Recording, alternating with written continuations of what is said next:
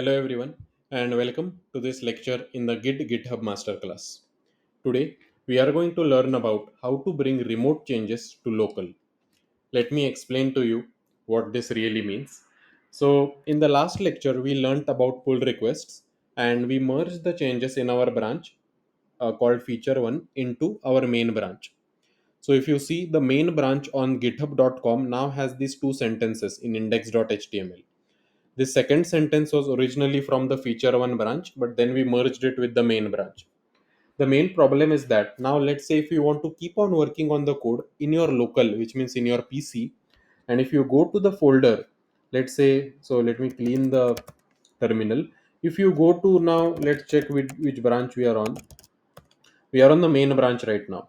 Now let's see what's there in the main branch. You see in index.html there is only one sentence over here in the main branch, but in the actual index.html which is there on github.com we have the second sentence also, which means the local does not have all the changes which are present in the remote, which means that our laptop, the local version, does not have all the changes which are present in github.com. So we need to pull the changes from the remote to the local. We need to bring changes from github.com so that they reflect into our local repository, and that will make our local repository in sync with the remote repository online. That way we can continue to work on changes in our local repository, and then it's good if the online is synced with our local. And the simple command which we'll need to use is git pull origin main. What git pull origin main will do is that it will fetch and download content from the remote repository and immediately update the local repository to match the content.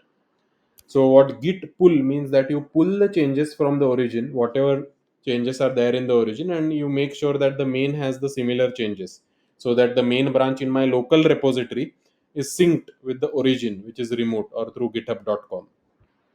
So the command reads like this: git pull origin main, and let me type this in the terminal right now. So let me clear, and I'm typing git pull origin main. When you type git pull origin main, you will see here immediately the second line got added here, added feature 1. And now you will see that the we are currently on the main branch, right? If you type in git branch over here, you will see that we are currently on the main branch, and the main branch index.html has these two sentences, and that exactly matches with what we have on the remote on github.com. Here also the index.html has two sentences. Awesome. So that is why git pull is used. It's a very simple command, but and it's the opposite of push. When we want to push from our local to remote, which is from our PC to github.com, we use git push. When we want to pull from github.com to our local, that's when we use the pull. So it's opposing. So that's why it's push and pull. Push takes from local to remote. Pull brings from remote to local. That's the simplest way to think about it. Earlier, I used to get very confused with the push and the pull commands. But when I learned that they are just opposites of each other, and when I understood local and remote, it suddenly became very easy to understand these commands. Awesome, right? So now here you can see that there are some changes, there are some deletions, and there are some insertions. But now the main branch in our local is synced with the main branch on the remote. So this is the main use of git pull, and that is exactly what I wanted to cover in this lecture.